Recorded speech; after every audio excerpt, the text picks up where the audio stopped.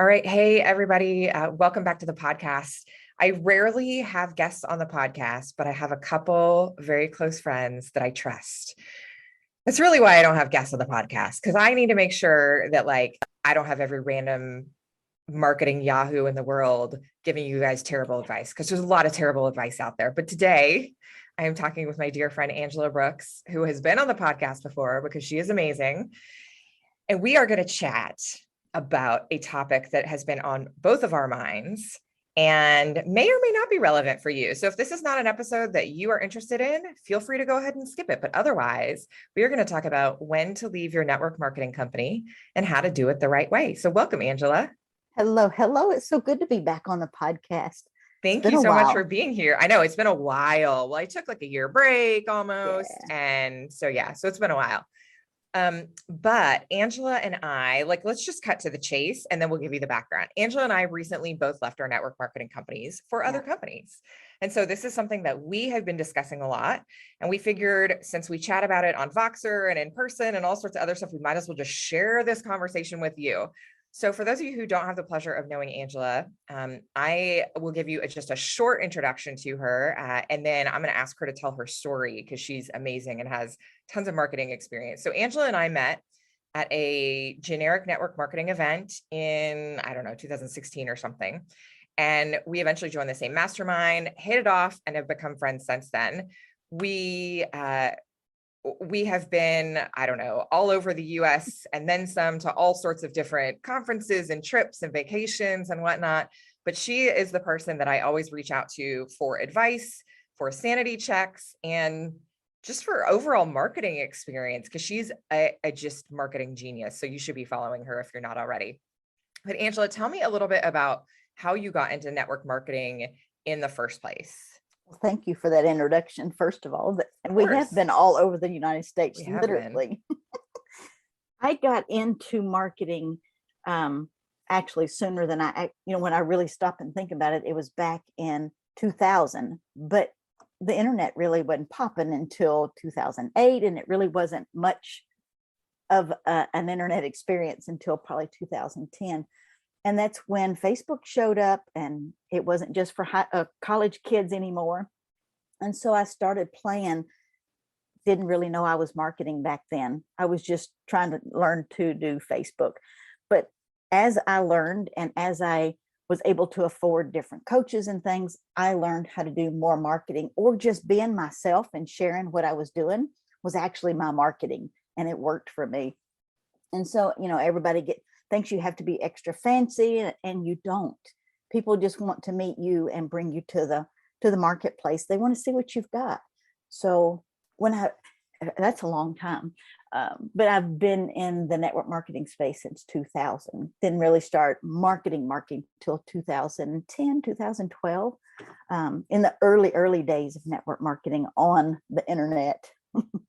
Yeah, like OG stuff, which sounds crazy because 2008 seems like last year to me, but it was a while ago. Yeah. So you left do I have this right, a 25 and a half year nursing career and went eventually full-time in network marketing, right? I did that. And everybody thought I was absolutely nuts. Yeah. Because everybody looks at network marketing as, when you go to the doctor's office, you see people's pamphlets laying around, or when you're in the nurse's station, people would bring their little network marketing things and lay them on the table for people to buy. And so they was looking at me as a home party business. And I'm like, it's not my personality. I'm not doing that. But 25 years, network marketing pulled me out of that. It's almost been 8 years. 8 years. I mean, that's amazing though. I think I wanted to highlight that because there are certain people that listen to this podcast that maybe don't have belief in themselves, or don't know if they will ever, go full time, or have a desire to go full time and are just starting out. There's all sorts of people, that fall into those categories. And sometimes just hearing that you were a nurse for so long, and nursing is hard work. I'm so glad I'm not in it now, because it is totally now different. It's even worse. Yeah. Totally different environment. It's so hats off to anyone in healthcare. Healthcare in general is hard work, but I guarantee you there's somebody who's a nurse right now or even a physician or a medical assistant or anything, someone listening to this in healthcare is wondering if they can get out because they can't stand going to work and they're overworked and they're underpaid and they're exhausted. And you are proof that it can happen. It can. And you don't, everybody thinks when, of course, people really promote, quit your day job, blah, blah, blah. You don't have to quit your day job. You can do network marketing extremely part-time. You're full-time military. You work this on the weekends or in the afternoon. I did this for, it was like 4.5 or 5 years before I retired from my nursing job. And, at the time, I didn't think there was anything, because I didn't want to go to another hospital. I didn't want to go to a factory, and I sure didn't want to go to fast foods, but I wanted to do something different with the same money income that I was used to. Yeah. And so everybody thinks you have to quit your day job to do network marketing. And I highly suggest you don't. Yeah, exactly right. It takes a very long time to build up to a level that you can diminish at one job to make this your full-time option. And it is work. It's work. It's not like you just throw a few things out there and it just develops money. This is work. It's absolutely work. And I appreciate that you said that you and I have both talked about this for a long time. Don't quit your day job. In fact, let your full-time job cover healthcare and let your full-time job cover all of the other things, your mortgage, your car payment, whatever it is, and use that network marketing money to stash away for savings or for vacations or just to build it up over time and use it to pay for whatever you need, extra money. And then if you do happen to be in the situation where it can be your full-time job, then you don't have that pressure and you have the opportunity to decide when you want to leave, which is exactly what I have been doing for the last couple of years too, which it works beautifully when you do it that way. Anyway, so you joined network marketing. And then we actually found ourselves, we were not in the same upline or in the same team, but we found ourselves in the same company. So I'm just going to dive into the awkward questions. Is that okay? Get it. Go for it. What was the first time?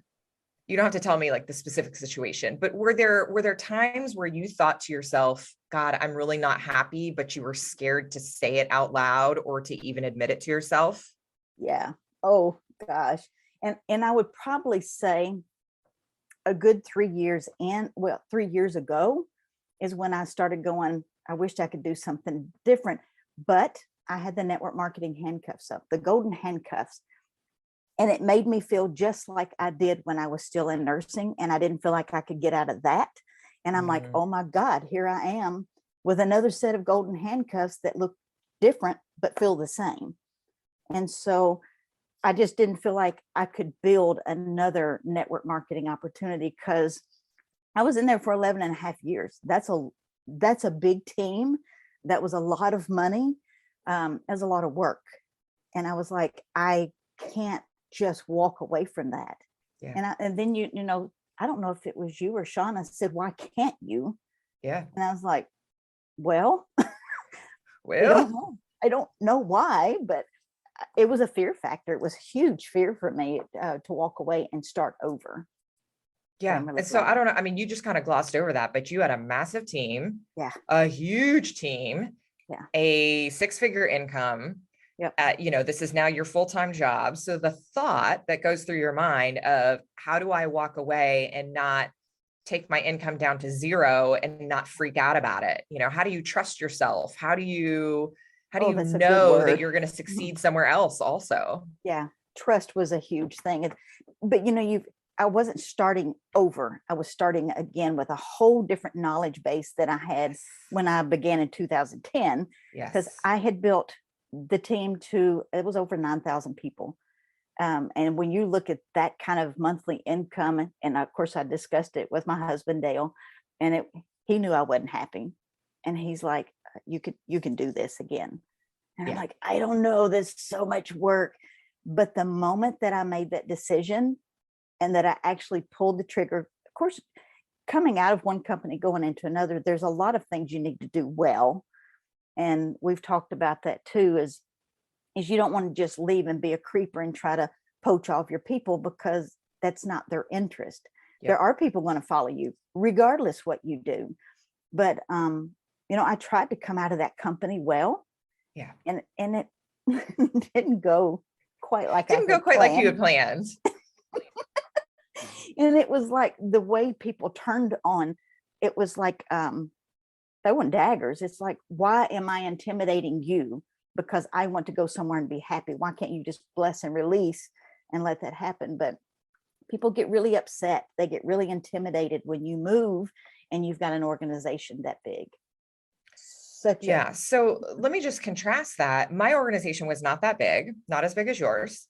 I didn't have a lot of at least not to my face, no idea what happened behind the scenes, but I didn't have nearly the uproar. And I'll just share, for people listening, what I did, because I actually, you and I had many conversations, and I told you I was going to leave, and you were like, well, you've obviously made your mind. And I was like, yes, I've made up my mind. And this is before you had left. And I said, okay, well, the first thing I need to do is I need to reach out to people and tell them, because I don't want them to be blindsided by it. I just thought that was the right thing to do.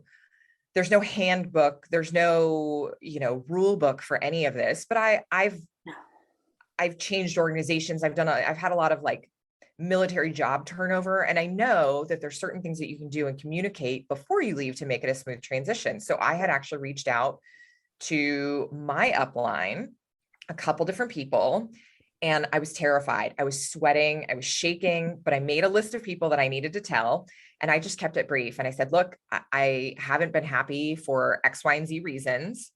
I adore you. You are the best. I hope we can still remain friends. I hope that this doesn't give you, bad taste. This is my decision. And if you want to chat about it, I'm happy to chat about it. And everybody that I told came back and said, oh my God, okay, thank you so much for telling me, where are you going? What's happening? What's the deal?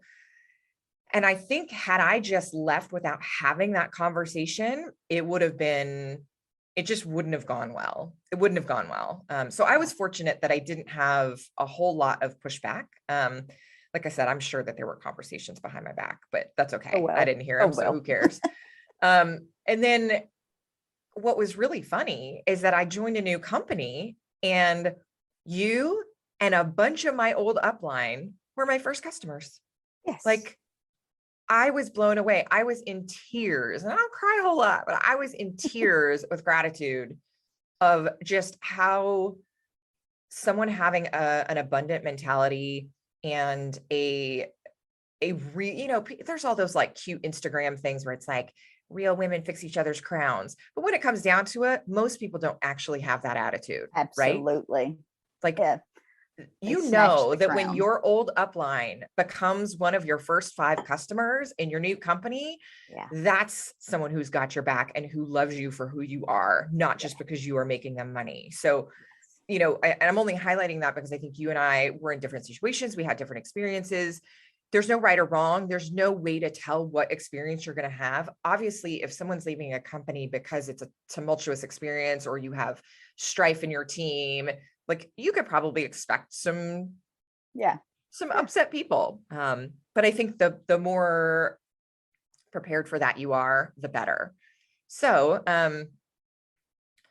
once you make that decision, though, talk to me about how you felt after that. Like, what did it feel like after you had talked to Dale, after you had made the decision? Now what?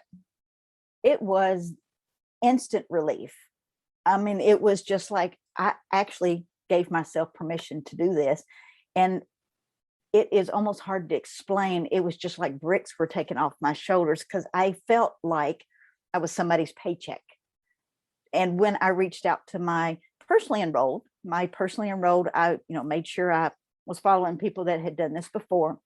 And I reached out to them like you and told them, hey, I'm going to be shifting. I want to just tell you how thankful I am, stay with me all these years. Immediately they asked, where are you going? And I did have people that instantly became my customers, which was mind-blowing, exciting. I was so grateful. And you see immediately who has your back and who doesn't. So it's kind of like cleaning the slate. You know who your people are instantly. Yeah. But the feeling of actually making that decision, I never wanted to go back. I never wanted to turn around and run. It was true freedom. And I'm like, okay, I've got to do this differently going into this one than I did before. That was my biggest thing, is like, I'm doing this different. Okay, so let's talk about that. But before we talk about that, I want to give 2 kind of legal disclaimers. Number 1, Angela and I are not talking about this topic in order to convince anyone to leave their network marketing company. Absolutely not. We just know that we were dissatisfied, and we didn't have anyone to talk to except for each other and a couple of very close trusted friends. And so that's why we're talking about this. If you're happy, this episode is not for you. Ignore everything that we're talking about. We are not trying to convince anyone to leave, right? Because it's hard and it is scary. And let's be honest, a lot of the time, I mean, we could have stayed and gutted through it, right? That probably wasn't the best choice for either of us, but you can certainly make things work regardless of the situation. Anyways, okay, so that's disclaimer number 1. Disclaimer number 2 is to read your policies and procedures. Absolutely. You have to read it with a fine-tooth comb like you're a lawyer, because when it comes time for you to consider leaving your company, if you are very unhappy and you want to leave your company, you need to know how to do it and how to do it the right way and what could go away. You need to know if you leaving is going to end up making you forfeit all of your income, if you can keep your income and build somewhere else and just kind of let your downline atrophy. Like, we're not going to go into any of that specifics about our situations, but you need to know which one of those categories you fall under. And you need to know that if you do want to keep your downline income while you build somewhere else, there are more than likely going to be restrictions on what you can post online. Most companies have clauses about you can't recruit overtly on social media for a year, 6 months, or something like that. So it might be worth it to you to just resign your, organization, resign officially, kill everything, paycheck down to 0, and start over so you can be bold and upfront about it. Which is a possibility. But anyways, read your policies and procedures. That's our second legal policies disclaimer. Are huge, and people rarely read those. Yes, people rarely read them, but the company reads them, and they will hold your feet to the fire for sure. Okay, so you join a new company. You said you wanted to do things differently. What did you want to do differently, and why were you so excited about going somewhere new? Well, it's you get into a routine of how you market and how you connect with your team, and over the past 3, 4, 5 months, I wanted to take the easy road and just replicate what I was already doing, because I knew how to do that, and I could do that with blinders on. But I also, where I went to, had a system that took a lot of pressure off of me, took a lot of stress off of me, things that I didn't have to rebuild. I didn't have to go out and make the videos. I didn't have to write the scripts for my team. And so I committed myself to using their system, taking mine off the table and going, okay, let's do it this way. And it works. Yeah. We were so used to, you and I both were so used to building everything from scratch. Everything. From the video to the script to the web page to all the things, that when I came over here, there was so much release that I was like, I can totally do this. So was that a part of your decision in where you wanted to go? Huge decision. I made very, very distinct decision who I went under as an upline, what that team looked like, how they supported. Their support was huge for me, because I had no support where I came from, and everything that I did was on my own. So I was working at home by myself, being my own support. Of course, you and I at Voxer have kept my sanity many, many times on just saying cross-line support. It's like, okay, I'm just going to bitch for just a minute. But yeah, that was something I was very strategic at, looking at what they did and how I was coming in and how that was going to affect me. Yeah. And I've never had this much support before. And it just makes it all look and feel different. Yeah. What's really funny is you and I were both looking for the same things in some respect, but then in some respect, we looked for different things. So I actually What's really weird when I think about this as an objective outsider, I'm like, you've lost your mind, Soraya. So instead of going to someone that I knew, like we know all the top leaders, right? In all the different companies. I could have gone to any one of them. And who did I choose? A stranger on the damn internet, a stranger on Instagram. I literally messaged a stranger on Instagram over the number one income earners in all these other companies. And the reason why is because I knew the product that I wanted to sell. I knew the specific product and I knew the company that I wanted to go to. And I knew the characteristics of the leader that I was looking for. And there was one person that stood out in my mind that I wanted to join, but I didn't know her. I followed her on Instagram for a while. So side note, your followers might eventually reach out to you 2 years later, like I did. Like I followed this person for 2 years, never had any intention of ever joining her because I was in some other company, and life changes and I messaged her and here you go. But you smartly, not as insanely, reached out to some good friends of ours who you knew were proven leaders. And I mean, I joined a proven leader as well. I didn't mean to imply that, but you knew who you were joining and you had a pre-existing friendship. So, and we were did you just call her up and be like, hey, I'm in? Well, I was like, this is what I'm thinking. This is, I need to transition out of this company and I wanted to do that well. And not one, not two leaders got on the phone, but 4 leaders got on a Zoom call with me. One of those leaders was the CEO of the company. Mm-hmm. And I was like, you took the time out of your day to get on a call with me, and they helped me transition so that legally I was okay. Mentally I was okay. And they've checked in with me going, are you okay? Do you need any more advice? What is it you want to do? And I'm like, this is insane. Well, and I'll say, I mean, they also knew you were a proven entity. So of course that factors in. Most people aren't going to get that level. Absolutely. Absolutely. Most people aren't going to get that level, but that is amazing. That is amazing. And so very forward, you and I both were looking for companies that were very forward thinking. We have used network marketing on all the platforms, the Instagram, the Facebooks, the TikToks, all the things. And so I needed a company that understood my mindset and it was okay to go down that path.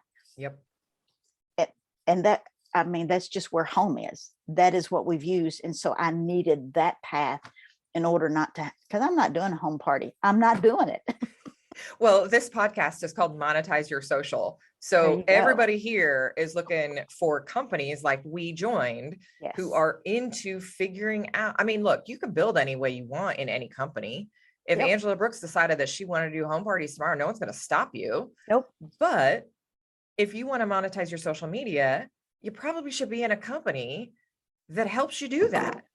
That supports that. And that has systems in place. Absolutely.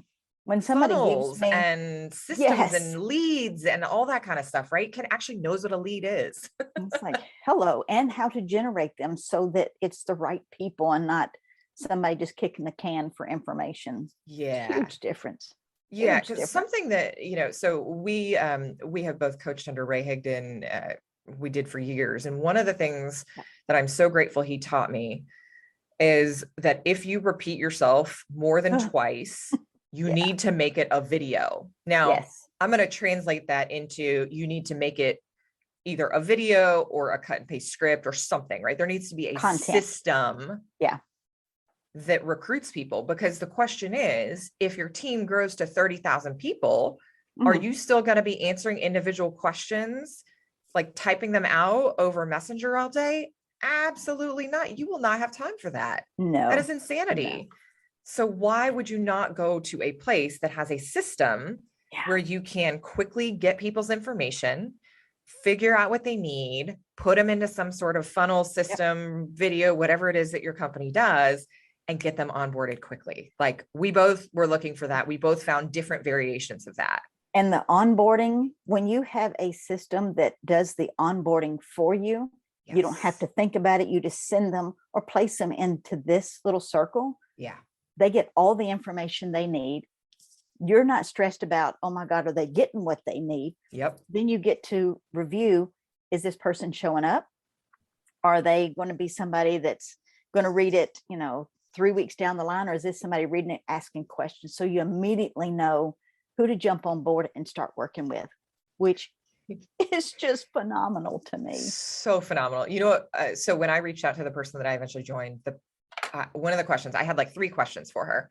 One of the questions was, do I have to run my own Facebook group? That was my first question, is like, I'm not doing that. I do not want to run my own Facebook group. I can barely like find time to, fold my clothes, let alone run a Facebook group from scratch by myself. And I see out there, hell, half the people I have coached have come to me because they're like, my Facebook group is crickets. I don't want to run it. Like, I don't know why people aren't responding it, blah, blah, blah, blah, blah, because you're doing all the work yourself and it's too much work. You got to plug into a system that already exists, right?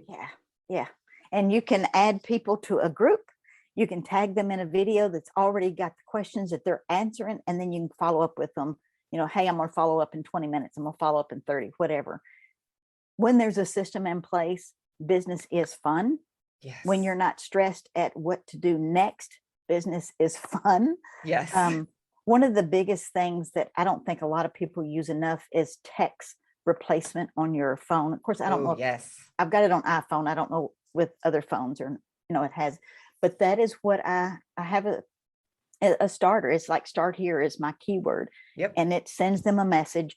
These are the links you need to pop into right now. And it's so, I just love it. It's just, my brain loves this because I don't have to, it's like, did I put them in all the right places? Do I have to get on the phone for 20 minutes with this person, which ends up being a 45-minute call if you get on the phone, because people chatter way too much. Yes. And I am not a phone person. I barely talk to my own mother on the phone. So, let's be real. Well, and I think the takeaway from that is you can decide how you want to run your business. You and I had a vision for how we wanted to run our businesses, and then we sought that vision out. So if you're sitting here listening to this podcast, what do you enjoy doing? If you like talking to people on the phone, good. Set your business up so you onboard everybody with a phone call. Awesome. Good for you. I would rather gouge my eyes out than do that, but whatever. Both of them. Like, whatever, that's fine. And let's not to get too philosophical, but you can also do this with your entire life. Where do you want to live? How do you want to, spend your day? What are the things that you value? You and I value efficiency, being on social media, being able to onboard someone or make a sale while I'm in the grocery store line or whatever it is. I don't want to be tied to physically doing stuff if I don't have to. Yeah. The physicals, the 1, 2, 3 system is just, it gives you the freedom. We're all out here seeking the freedom and the lifestyle, but nobody really knows what their lifestyle or the freedom looks like. Yeah. And of course, I've been journaling in a gratitude book for, I don't know, several years. And sometimes I don't write for days, and then I'll get it out and go, what happened yesterday that I didn't preferably want to happen all the time? What does my freedom look like? What do I want? And if my kids need me, I want to be able to drop everything and go, and I can just take my phone with me. Business continues. When Dale's off work, I want to be able to go have coffee and donuts or whatever it is that we want to go do, and still answer a text message and not just run the entire day. So freedom is something people are looking for, but I don't think they know what it really looks like. Well, because so many people market with this, in my opinion, disgusting caricature of what freedom is. Freedom is not like the laptop lifestyle in Bali. Like, none of us are carting a freaking laptop to Bali, because most of us have, I love Bali. I love vacations. I love doing stuff on the beach, but that is not what most of us are really, truly looking for, right? No. Most of the people that we are talking to have, family and kids and obligations and things like that, but they want the flexibility to be able to spend time doing that. So maybe our version of sitting on a beach in Bali is taking your kid to a coffee shop for a latte while you're, I know you do that. I saw you do that last week or whatever. Like you took your son to have a latte in the middle of the day while you're building your business on your phone. Maybe Yep. for me, it's the fact that I can, answer a new customer inquiry while I'm like taking care of puppy pee because I've got new puppies in my house right now. Whatever it is, Yeah. at the grocery store. Like, of course I want vacations, and of course I want, beaches and all that kind of stuff. I love that stuff. And I love luxurious things in my Sure. life. But most of us have responsibilities that we want to be able to work around. Yeah. The biggest thing that people who have followed me over the years, because I worked and then I followed Zach doing baseball and Milo doing soccer. The biggest thing that most people want to do is to not miss those games, to not miss the dance classes, the great big vacations, the house, the cars, the banks rolling over with money. Yes, all that sounds fabulous, but you let me miss a baseball game and I was tore up. Yep. You let me miss a soccer game Yep. and I was pissed. So freedom to me was to sit on that sideline and eat a hot dog concession stand dinner. Yeah. And, that was happiness to me. Take my dog with me. And then when it's time to go do vacation, yes, we can we've taken some really nice vacations and some really nice places. And I can still do that. But the biggest thing for me was what made me go all in on network marketing was when my supervisor, of course, at this point, I'd worked at the hospital like 22 years. I felt like I needed a little bit more freedom than what I was getting. And Zach was pitching his very first college baseball game. And he called me. He said, Mom, I'm pitching on Friday. Can you and Dad be there? And I said, I will be there. And she told me, I'm leaving early. You have to stay, because I was in education and training at that time. She said, you can't have the time off. And I said, well, I'll tell you what, you go ahead and write me up, because I'm not missing that game. I'm being on the front row. We'll deal with that when I get back. And she says, are you really leaving? I said, yes, ma'am. That did something to my mindset that day. It was not just pissed. It was just a focus that says, I'll never miss another one. Yeah. I'll never miss another one.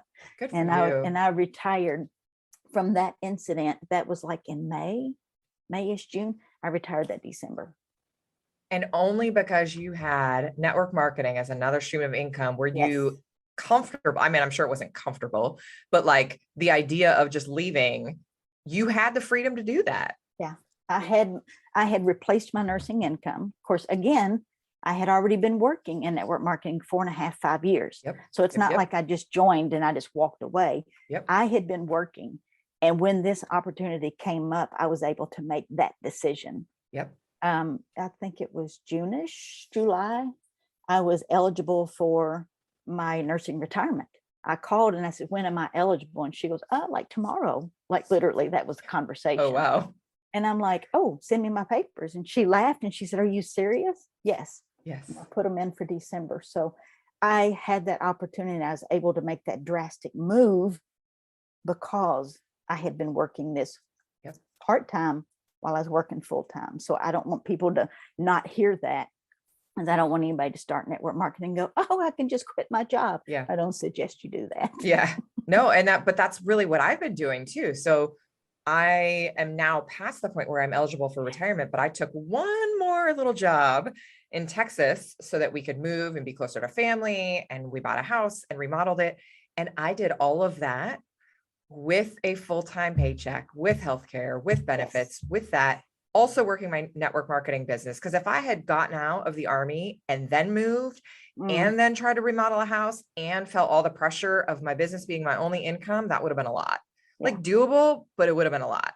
I remember when we were sitting somewhere, Florida, and we were having lunch, having a conversation, you're going, I've got 5 more years. Oh God, I know. And I'm like, oh, that's going to go by so fast. And you're like, not fast enough. Not fast enough. And it's right but it's here. It's here. It's here. And so now my retirement paperwork is in. I'm waiting for like the official signed copy. Trust me, I'll post it all over Instagram when I get it. And and so I'm going to do basically the same thing. So I retire. So yeah, I'm going to get a retirement paycheck, but that is not enough to live off of. Like, no, not at all. Like, so if you are like me, if you're in the military, if you're like Angela and you were in healthcare, if you're a teacher, if you're an administrator, anything like that, where you can leave with a retirement, 9 times out of 10, that retirement is not going to allow you to sip Mai Tais on the beach all day. Right. No. It'll cover some basics, but it's not going to cover anything. So you still need to have something else. So what she and I always advocate for is if you start this while you're in your full-time job, you Yeah. have an exit plan. Like Yeah. you have an exit plan. So anyways, we got Oh. sidetracked on that. We always do. Of course, we could talk all day. Okay, so I want to end this episode with some tangible advice on how to leave your network marketing company the right way, if that's what you desire. If it's not what you desire, obviously you stay, you make it work, because anyone can make it work. But if you really have it on your heart to leave, what are the things that you would recommend that someone do to make sure that they are set up for success? And we've kind of been talking about them, but anything else that you might think of?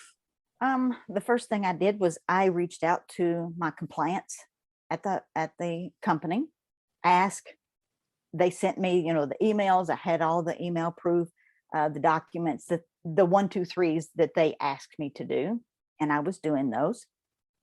They told me that I was allowed to still contact my personal enrolled people, because that's kind of like your friends, your family, And I just let people know, just gave them grace and let them know, hey, I'm leaving. I just want to thank you for being a customer. I am moving.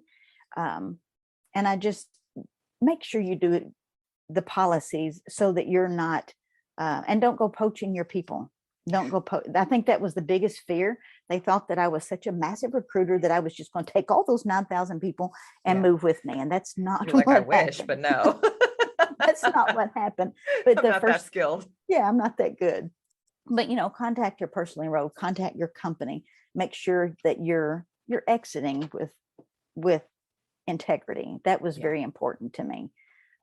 It may not look well, no matter how hard you try, because once you get started, people are going to have their own opinion, and you can't do anything about that. So you do your best. You do you first. I think that's just such great advice. Call compliance, have a plan, and then go for it, right? Then set a date and just go. Set a date go all and in. do it. Like, do not waffle. And I think one of the things that you and I both did that I appreciate is we told everybody up front.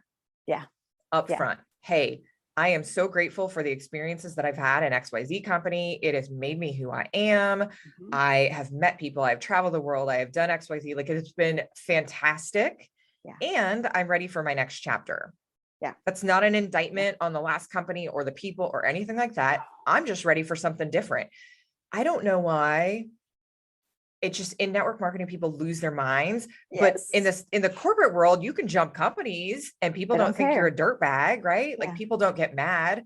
Got friends all over the place telling me, hey, I'm jumping from this company to this company, I'm leaving for more money or better pay or better location. It's the same damn thing, right? It's the same damn thing. So announce it. Don't be wishy-washy about it, and go in with integrity. And just, you don't just like what you said, people lose their mind, and I don't have no desire to dog the company that I was with. There's no because need. They brought me to the place that I am today financially. And, I have lots of good experiences because I was working there. But when you leave, it upsets people. It's going to. But I think integrity is the biggest thing. That was so important. I think we talked about that many times, is just step out with grace. But go all in. When you're ready to switch, you don't have to dog this company over here. You don't have to talk about them. Turn. As my very first coach that I ever had, she said, you should build your business so that you can be like a gazelle. A gazelle runs 100 and something miles an hour, and they can turn on a dime and go the other direction. So multiple streams of income is very important so that you can keep running, keep going, keep moving. I love it. Well, and I think, it's just, as you were saying that, I was thinking about, we both came out and just said it. We didn't coordinate this or anything, but we came out and said it. Hey, I'm moving. And we didn't talk about why, or because none of that really even matters. But hey, I found something that I'm really excited about. I think a lot of people are hesitant to leave or change because they think that people will judge them. And of course, everybody's going to judge you. So don't worry about that. It's none of their damn business. And then, number 2 or B, A, 2, I don't know, whichever one. The second thing is that people think that it will look poorly on them. No, like, it's just not that big of a, yes, it's kind of a big deal because you're changing teams and all that kind of stuff. But really, at the end of the day, most leaders in network marketing have changed at some point. It is very rare to find someone who went into the first company and blossomed there and stayed there for 30 years. Yeah. And the support, the messages, the private message, the text messages, the phone calls that I got supporting me was like mind-boggling, because I'd never had that and I wasn't expecting it. But you know, that I had one lovely human being, Michelle Cunningham, sent me this huge bouquet of flowers, and she says, I know what you're going through. I know this is hard, and I just wanted to send you some love. And I was like, it's awful. And I called her and I'm like, thank you for the tears today. And she goes, I can't talk to you right now. You'll make me cry. But it was she is amazing. Love you, Michelle. But you know, there was just so many people going, I know this is hard. Everybody understood the hard part. So yeah, just make a decision and go. I love it. I think that's really good advice. Oh, love it. Okay. I think we hit everything. So if you're out there and you are not happy, I guess my practical advice to you, let's just wrap it up here, is make a list of the things that you're looking for. Like, yes. What are you really looking for? Are you just not happy because you don't know what you're doing, or it's some sort of thing where you aren't happy with your performance, or are you really looking for something different? Oh, that's a big one. Very big. Yeah, right? Very. That could be a whole podcast episode in and of itself. But what specifically are you looking for? And if you're like us and you're looking to build on social media, what are the companies, what are the business opportunities that have systems in place where you can slide right in and get to work enrolling new customers and business builders from day one? I think by the time I had my initial, this is just a funny side story. By the time I'd signed up with the new entry package with my new company, and there was something wrong, like some weird error happened. I can't even remember exactly what it was, but I called to get it fixed, and I already had 2 new customers, and it had been like an hour, and they were like, wait, how do you already have new customers? I was like, because I was ready. Like, I knew I was ready to get to work, and I was making these systems work. And they were like, oh my God, that's impressive. Like, in the first hour. And I know you were the same way. Absolutely. Yeah. I had my 3 teams, of course, had my 3 teams build within the first 10 days of being in the business. And it's like, okay, that lifted my confidence, and you can do this. Just do well. Okay. So Angela, where do you hang out on the web? I know you're on Instagram and LinkedIn mostly, correct? Yes. And you can find me on any platform with Angela Brooks. And that is with an S on the end of it on the social platforms. So LinkedIn, Instagram, and Facebook are my most frequent flyers. So come and if you guys are looking for LinkedIn advice, because I am not a LinkedIn guru at all, Angela teaches me stuff, and one day I'll unscrew my LinkedIn profile. One of these days I'll get my LinkedIn act together. And this podcast will be listed on LinkedIn as soon as we get it all up and done. So I love it. And if you're listening, you can find her link to all of those. I'll put them in the show notes on all the platforms. So thank you, Angela. I love you so much. Thank you for spending some time with us and telling us all about your new experience. Anytime. All right. We'll have you back, and we'll talk about something else fun. All right. Bye, everybody. See ya.